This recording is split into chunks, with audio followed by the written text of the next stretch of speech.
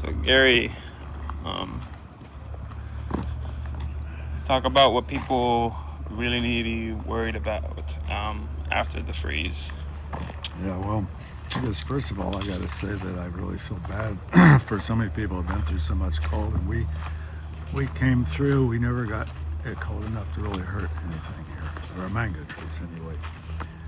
But I know a lot of people out there really got damaged, lost a lot. They say this was the coldest freeze we've had in 16 years. Believe me, the coldest that I've ever seen it was back in 1977 in January. Then I was outside making sure the sprinklers stayed running.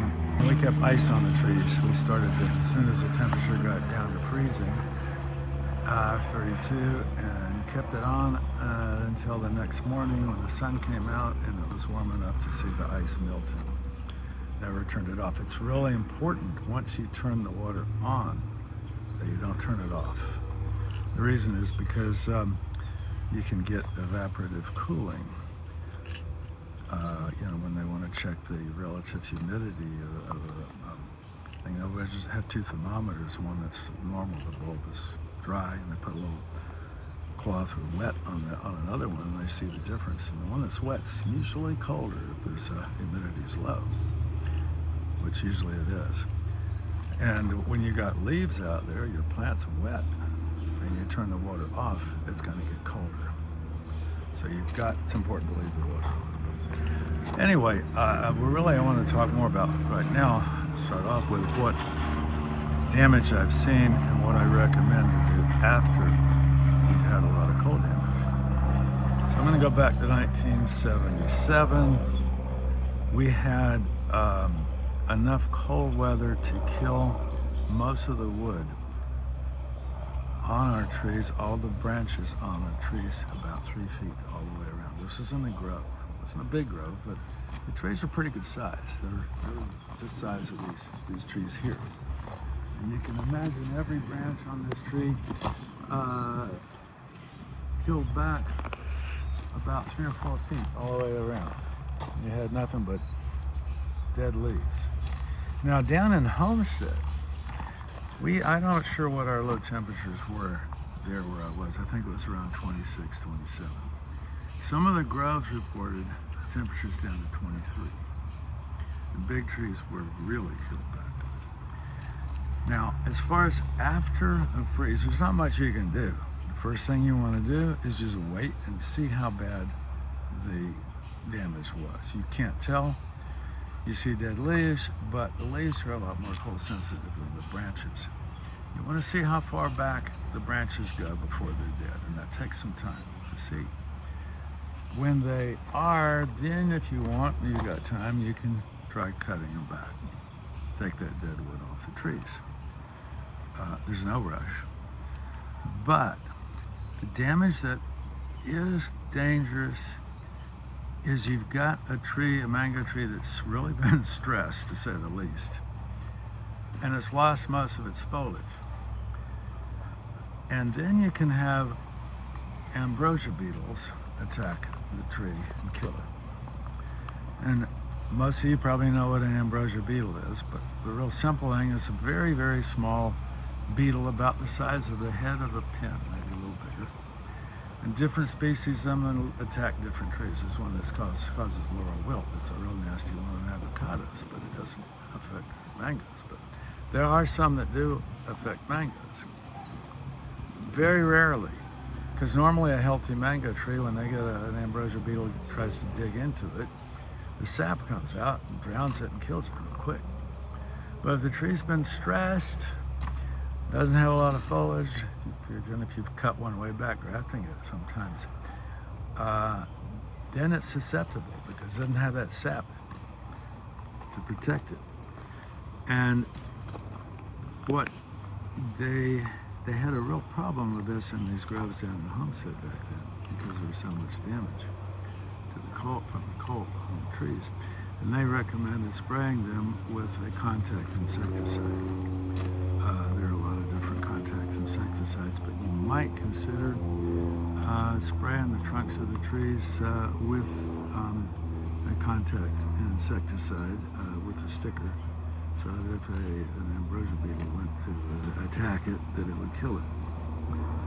Apart from that, I don't know of any other recommendation to say as far as dry or watering. If the tree's lost most of its foliage, it's not going to be need to pull in a lot of water with its roots. And the plants, all plants, they're moving the water and minerals into the plant is it's a metabolic process. They need to be able to breathe to work right. So don't flood them. That's the worst thing you can do. Flooding is good to get the ground wet, absorb a lot of water for a freeze, but definitely after a freeze you don't want to get any more water on them. So my advice basically to everybody who's wondering what to do is basically don't do a whole lot. Just wait and see how bad the damage is. And if you're seeing a lot of dead wood, you might want to spray the trees, coat them with a contact insecticide to keep ambrosia beetles from attacking them and make it worse. Because the freeze could kill them back, but wouldn't necessarily kill them to where they won't be able to grow back. But if they're suffering from really bad freeze damage, but they're alive above the graft. You've got some roots in the ground that are healthy, and it's up out of the ground, and you've got a trunk that's a few inches in diameter or less even. But it just might be able to come back and recover it. But then if it gets attacked with ambrosia beetles, you've got a problem. Other than that, just wait and see how bad the damage is. It won't show up for a couple of weeks. And when it does, then you know what to do. It's just basically you can trim it back and get all the dead wood off of it. So. And then what about the two different types of freeze days that you had this year?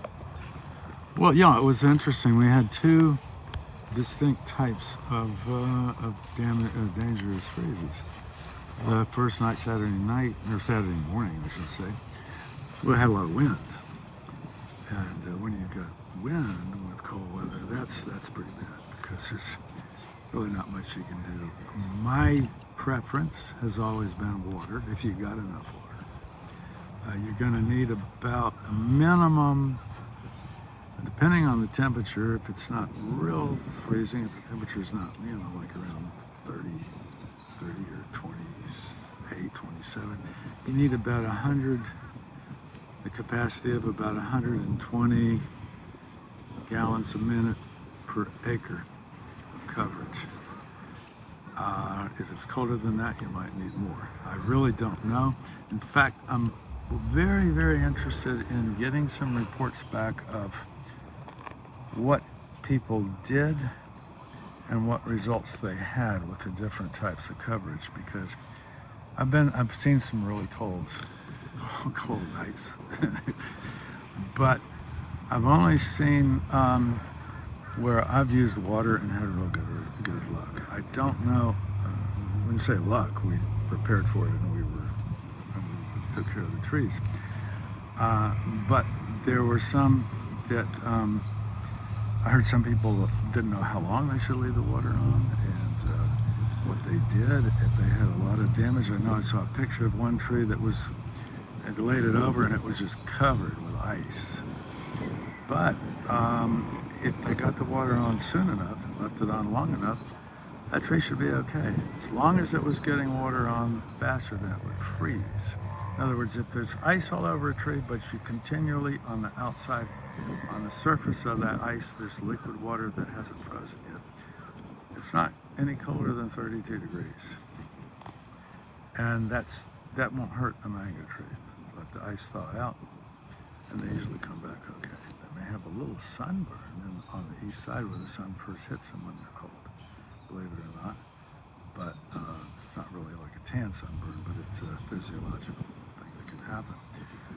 But I'm really interested to see how it went with people that used a covering of some type. I know there's a real light, real thin, it's not exactly a cloth, it's more of a pressed material that's real light that they use for vegetable crops, and I think some people covered their trees with that. I'm very, very curious what kind of luck they had. So I'd like to hear some reports. But if somebody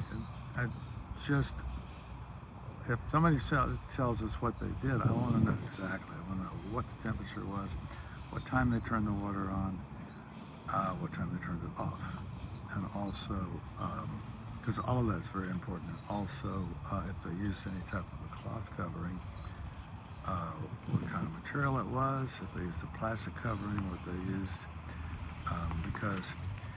and also the water relations of plant water, I should say the conditions of the soil and the root system can have a big difference on how well plants tolerate cold. I recall one year we had a freeze and somebody had ordered some trees. I canceled the order, of course. But we had picked out, I personally picked up the trees. They were in 7-gallon pots. They were about 5 feet tall. Nice looking trees.